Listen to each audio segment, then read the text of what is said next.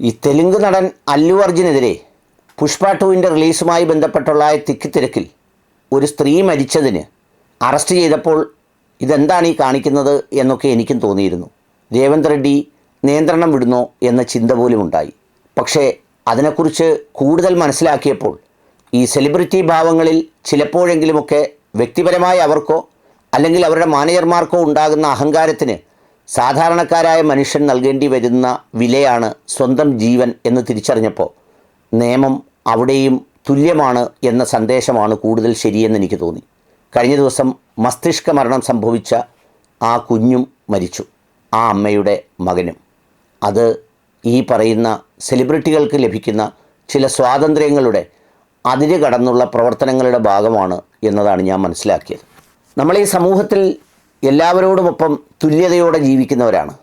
അല്ലെങ്കിൽ ഏത് നിലയിലുള്ളവർക്കും തുല്യത നിയമപരമായ കണ്ണുകളിൽ ആവശ്യവുമാണ്. എന്നാൽ പലപ്പോഴും ഈ സെലിബ്രിറ്റി സംവിധാനങ്ങളിൽ പെടുന്ന ആളുകൾ എന്തെങ്കിലും കാര്യങ്ങളിലേക്ക് എത്തുമ്പോൾ ഭയങ്കര ജനക്കൂട്ടം അങ്ങ് കൂടാറുണ്ട്. എന്തിന്? ക്ഷേത്രങ്ങളിൽ പോലും എല്ലാവരെയും സൃഷ്ടിച്ച കാലാധിവർത്തിയായി ദേശാധിവർത്തിയായി പ്രപഞ്ചത്തിൻ്റെ ഉൽപ്പത്തി മുതൽ നിലനിൽക്കുന്ന ദൈവത്തിൻ്റെ ചൈതന്യമാണ് ഉള്ളത് എന്ന് പറയുമ്പോഴും ഇത്തരം സെലിബ്രിറ്റികൾ വരുമ്പോഴാണ് ആളുകൾ ഇടിച്ചു കയറുന്നതും ക്ഷേത്രത്തിൻ്റെയും ഒരർത്ഥത്തിൽ പറഞ്ഞാൽ ആ ദൈവത്തിൻ്റെയും ഒക്കെ അല്പം ഉയർന്നു വില എന്ന് തോന്നിപ്പോകുന്നതും എന്ന് പല സംഭവങ്ങളും കാണുമ്പോൾ തോന്നാറുണ്ട്.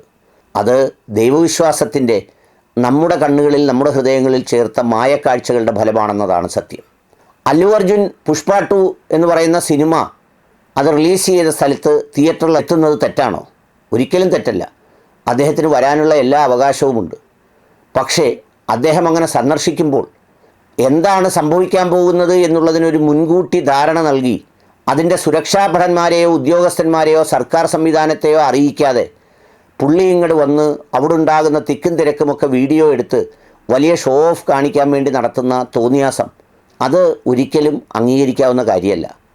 ഈ സിനിമാ തിയേറ്ററിലേക്ക് വരുമ്പോൾ അദ്ദേഹം പോലീസിനെയും സംവിധാനത്തെയും അറിയിക്കേണ്ടതുണ്ട്. അതിനുവേണ്ടിയുള്ള സുരക്ഷ ഒരുക്കേണ്ടതുണ്ട്. അതിൻ്റെ സംവിധാനങ്ങൾ കൈവിട്ടു പോകുന്നു എങ്കിൽ അത് മനുഷ്യൻ്റെ പരിമിതികൾക്കപ്പുറം അല്ലെങ്കിൽ നിയന്ത്രണങ്ങൾക്കപ്പുറം നടന്ന കാര്യമാണെന്ന് പറയാം. എന്നാലിത് മുഖ്യമന്ത്രി പറഞ്ഞത് ഒരു വിവരവും അറിയിക്കാതെ വളരെ പൊടുന്നനെ വന്ന് കയറുകയായിരുന്നു. ആ സ്ത്രീക്ക് ജീവൻ നഷ്ടപ്പെട്ടു എന്ന് മാത്രമല്ല കഴിഞ്ഞ ദിവസം ആ കുഞ്ഞും മരിച്ചു. ആ കേസെടുപ്പെങ്കിലും കണ്ടപ്പോൾ തുടർ നടപടികളൊന്നും ഉണ്ടായില്ലെങ്കിൽ പോലും എനിക്ക് സത്യം പറഞ്ഞാൽ മിഡിൽ ഈസ്റ്റിലെ നീതി നിർവഹണത്തിൻ്റെ ഒരു ചെറിയ ലാഞ്ചന അല്ലെങ്കിൽ ഒരു ചെറിയ നിഴൽ കണ്ടതുപോലെ എനിക്ക് തോന്നി.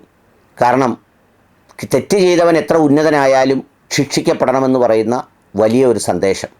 പക്ഷേ അവിടെയും ഈ നിയമലംഘനത്തിനും അത്തരം കാര്യങ്ങൾക്കും സംഭവിച്ച ആ സ്ഥലത്ത് പോലും ആരാധക ജനലക്ഷങ്ങളാണ് കൂട്ടം കൂടി നിന്ന് അദ്ദേഹത്തിന് അഭിവാദ്യമർപ്പിക്കുന്നത്.